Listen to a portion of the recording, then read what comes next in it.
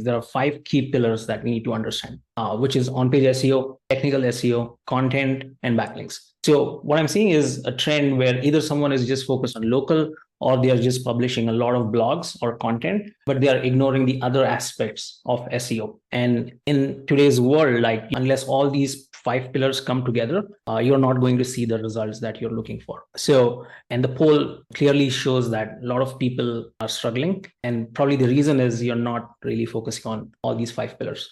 So let's explore each pillar one by one. So I'm just going to go to the next slide now. We'll start with on-page SEO. So here, what is really important is, because you need to understand, like Google doesn't understand English, something called as semantic SEO, and that's how it interprets every single page. So we need to have those keywords in there so that Google can match the search intent. And the way that is done is via proper keyword mapping. You need to have proper internal linking. H1, H2, H3 structure needs to be properly done. So we've mentioned some examples here. You can see for this page, for example, new roof replacement. That is the keyword that we are going after. And you can see down here as well, we have the internal link as well. So all those things together, when they come together, that is when your on-page will be at par with other competitors. Now, this is just scratching the surface. Obviously, once you schedule a meeting with us, we can go into much more details. But yeah, just wanted to give a quick overview of on-page SEO. And then let's go into more details. So there's a lot of other stuff with on-page SEO as well. CTAs, you can see all those CTAs down here. Those are required, better CTAs, better conversions, a better user experience. And that is how Google will also reward. And it's, as I said, it's not only about Google. We also have to care about the users. Yeah, if people are having good experience, the bounce rates will be lower, the conversions rate will be higher, and Google is tracking all those metrics. Eventually, you'll be rewarded for those. And ultimately, Google will reward you in the terms of site authority. So eventually, the goal is to build higher site authority by doing all these optimizations. Again, there's a lot of other stuff. You have to show the projects, you have to show your expertise, you have to gain the trust by showing reviews, you have to have real company photos, you have to invest in photography, and all those things have to be done in today's world to get that trust, to make people believe like, okay, this is the company that I want to work for.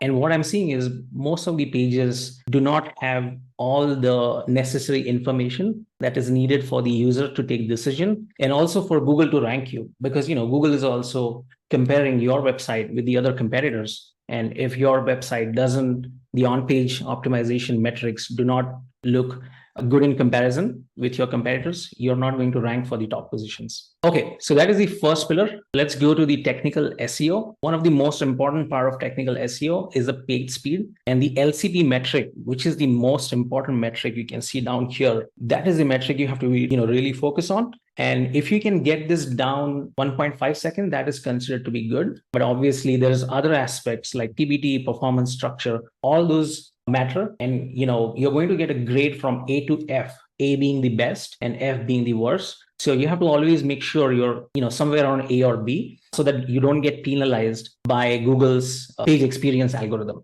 So Google has released page experience algorithm. After that, a lot of websites, especially the roofing companies, have experienced a drop in their traffic. So if you have experienced some of the drop in traffic, this could be one of the reasons. But it doesn't end there, right? So most people think, okay, I've optimized my page speed, I'm done. So that's not the end. There's broken links that you have to fix. There is meta tags, missing meta descriptions, H1, H2 tags, URL structures. Everything has to come together for Google to kind of say that, okay, these guys are the best, they have the authority, and let me rank these guys. So that is the technical SEO.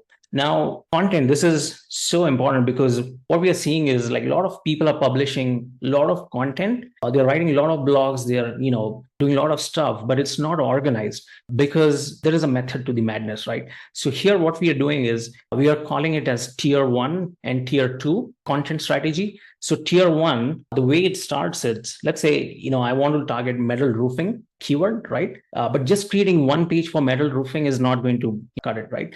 So what we have to do is we have to create content, like we call it as tier 1 content, and you have to talk about metal roofing in all different ways, like metal roofing installation, shingle versus metal roof, corrugated metal roof, pricing of metal roof. So you have to cover all those traffic, all those topics so that you can build that level 1 authority. So that is the first step. And now once you've built that authority, level 1 authority, you can take a particular topic again, like within metal roof, you can pick, let's say, metal roof maintenance. You pick that as a tier 2 topic, and then you go deeper into it. So now you talk about how to replace like preventive metal roof maintenance, or lifespan of metal roof, or cost of replacing a standing seam metal roof maintenance. So you have to talk about all these topics, and then eventually you will, so you have to cover tier 1, take tier 2, and keep on building like hub and spoke model till you build the authority in the metal roofing industry. What we are seeing is just creating one page. It's not going to do the job. So this is like really, really important. So if you're not doing it, this is something which I would like. This is one of the probably like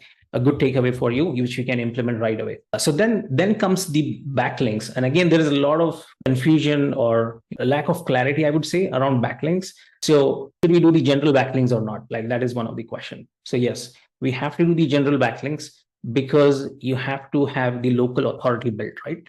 So what these general backlinks are going to do is they are going to help you build the local authority. Because you're a local business, this is actually more important for you than, let's say, an e-commerce business or some other businesses. So yes, this is definitely important. And yeah, we have to be very careful to build backlinks on high authority, like high DA websites, right? So domain authority has to be high. If you build your backlinks on low domain authority, Google is going to penalize you and you can get hit by, the backlink algorithm. So now next, we have to, just like, content, we have tier 1 and tier 2. For backlinks also, we have very similar strategy. Okay, you've built the tier 1 backlinks. Now you need to go one step ahead and do the tier 2 backlinking. So what does that mean? Now you have to start building industry specific backlinks, roofingcontractor.com or bestroofershub.com or bestroofing.net. You have to have your company mentioned there. You have to participate in forums, even like Reddit, where people are talking about roofing. You have to start, responding to those questions. So there's a lot of industry specific backlinks that you can eventually start building. So that is your tier 2